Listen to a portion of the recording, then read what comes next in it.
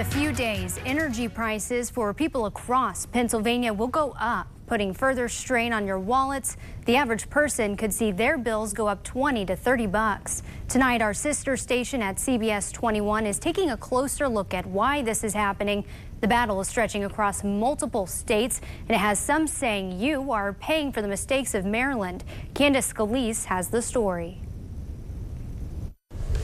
Keeping the lights on will cost you more starting Sunday, June 1st. So as a consumer, what is that going to look like for people who use PPL? I think it's going to become very difficult for people who use PP&L. But this is part of a broader issue. An issue that's not as simple as flipping a switch to solve. The demand for electricity is surging. Supply isn't keeping up. Pennsylvania is part of the PJM grid, with 13 other states and D.C., all of them relying on each other. We're seeing supply leave the system primarily due to state and federal decarbonization policies and, again, some economics. To see an example, let's take you on a drive south of the Mason-Dixon line. In Maryland, the Brandon Shores coal-powered plant and A.J. Wagner oil plant both had plans to close down this year. Pennsylvania and Southern York County in particular, we are constantly under siege because other states are not being responsible. But Maryland State Senator Benjamin Brooks says that's not the case. It's just hearsay, but perhaps there was an agreement made between one environmentalist group and then Wagner. That was a business decision, not a Maryland legislative decision that sort of impacted the amount of energy that was going to be available. As a whole, Maryland doesn't generate enough power to keep the lights on itself, relying on Pennsylvania and others for 40% of its electricity. Not only are we generating the power and bear the burden of generating that power, we also bear the burden of eminent domain taking our land to build these high voltage power transmission line projects. We also pay for that infrastructure in Pennsylvania to get that energy to a place where people are refusing to do the right thing. They're living in a green energy fantasy land. But when you ask Maryland leaders, they say they are doing the right thing, investing in solar, wind, and nuclear to power a clean, green future. Our biggest concern is clean energy. You know, that energy that's not putting any CO2 in the atmosphere. When people talk about clean energy, oftentimes they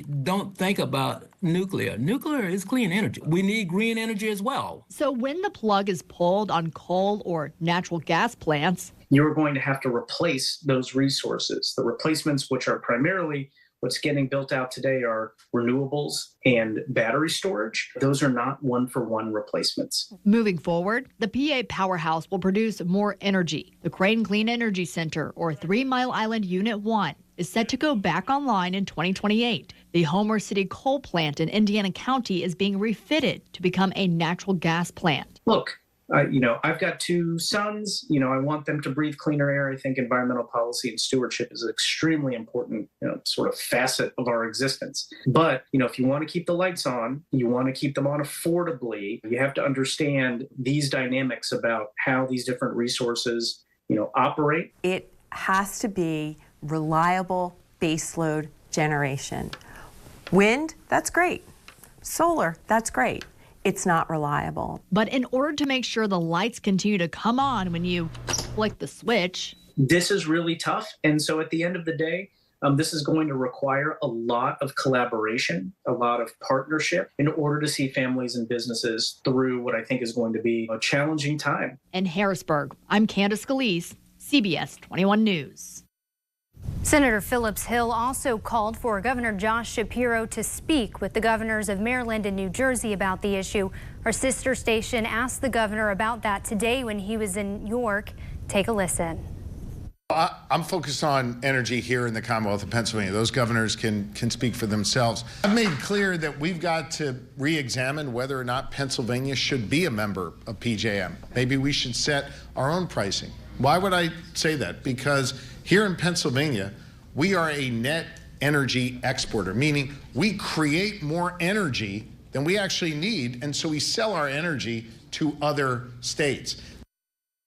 The governor has been asked to clarify those remarks and if he's interested in making a PA grid. We're waiting to hear back on that. CBS also reached out to the governor of Maryland to respond for this story, but did not hear back.